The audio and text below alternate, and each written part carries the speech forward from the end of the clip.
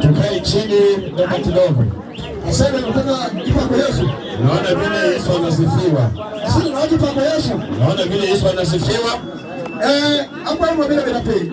Basi wacha tukae tafadhali. Hebu hii. Ndio maji ya Korinthi na. Wewe anaenda nje tafadhali. Jamani ya Korinthi ndio nini? Wewe anaenda nje. Ukubenda pigano wewe. Tafadhali muingie ndani ya hekalu.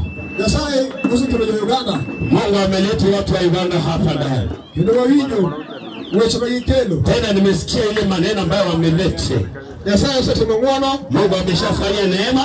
Baada Uganda wasoro jepili Kenya. Tena wao watu wa kutoka Uganda wapakaingia mji wa Kenya. Kurudo ni wande wadi. Hata sisi na Uganda tunaenda. Unajua saa hiyo ndio tumuona kocha. Ili Mungu aende afanye neema kule. Asante na wakati pa Yesu tu. Nimeshaona vile Yesu anasifiwa siku. Unaona puka neno. Bado sijaona.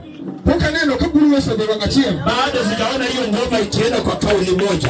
Hiyo Israeli kama wao wewe. Unasikia Waisraeli walishinda vita. Ikindi mnajichope donam. Wakati walifika pale kwa bahari. Kafa yao bila mateka lao ingeche. Kama Farao amekuja anafuata na magari. Angi yuke donam na mudinore. Basi wakifika pale kwa bahari, bahari imefungana. Nenya saa yote mwokono. Naye Mungu akafanya miujiza.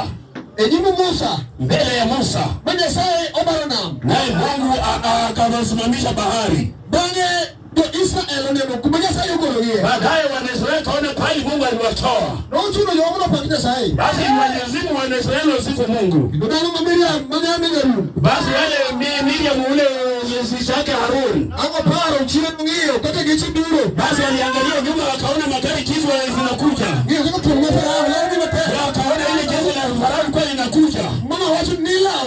Basi wakasema wanafuatwa. Ndio ndio kenam. Basi nao ile barabara imefika mwisho kwa bahari. Ninasema je teko. Ndio Mungu ana nguvu. Amuka kwa kenam. Baya alifunga naye bahari. Ndio sasa hiyo mpaka. Huyo Mungu ndiye anafasi siwe. Ukamiti kulio. Kama ndio bado sio ngoma vile inafaa.